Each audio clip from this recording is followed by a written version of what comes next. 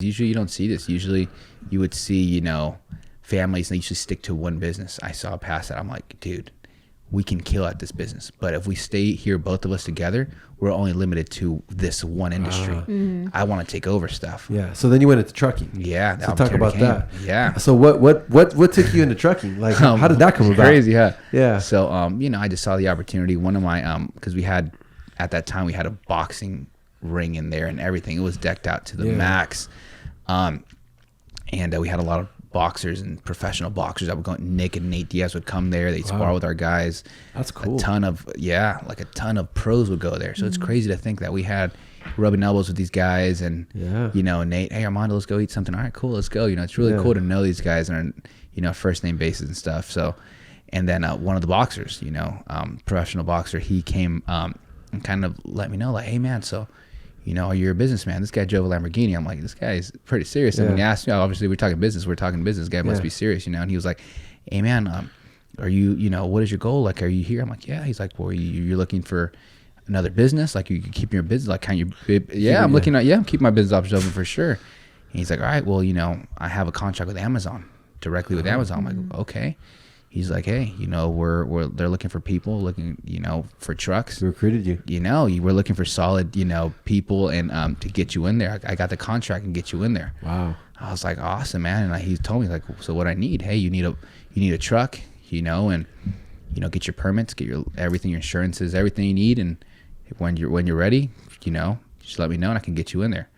And I said, Amazon. Dude, that's guaranteed work. Yeah, it's biggest company in the world. Within a week, I got a truck, and I went back to him. I'm like, hey, dude, so what's up? He's like, what's up, man? A week? I got a truck. Actually, what do you mean? Are you serious? You got a truck? I'm like, yeah. He's like, you really did it. So I'm like, yeah. So what I need to do? He said, all right, I have a route for you, and you know, just pick up the, you know, here, dock up. Here's your number. Go ahead and talk to the person. I'm like, cool. And I drove my truck. You know, I had a route. So you were driving it? I was driving. Heck yeah. Wow. How am I going to tell anybody to do anything unless I do it myself? You know. Oh, okay. And I know, okay, I get behind this truck. I give it a shot. You know, and I was driving it myself. I would go, you know, pick up in Fremont every single day, 6 to 7 days a week.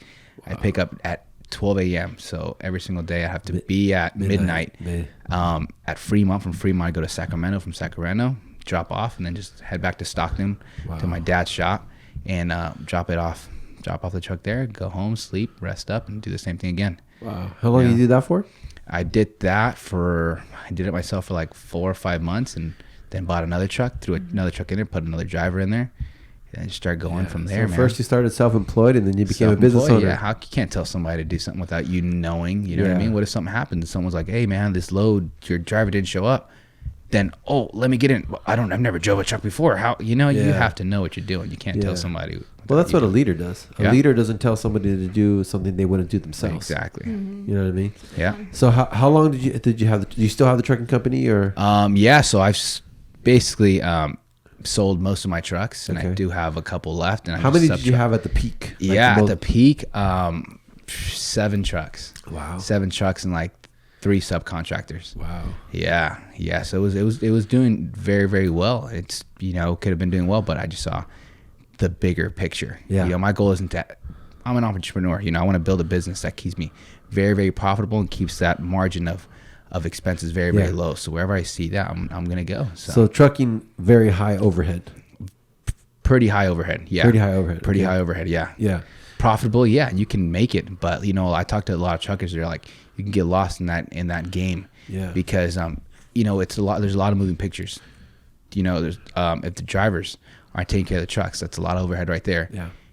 You know, DMV, all of them, making sure that their, you know, insurances, all that stuff. There's a lot of stuff. Too many parts. A lot of things, you know, and then I can, you know, build it. I would make good money, but then I'd always have the stress. I'd always be on the phone call, hey, this loaded.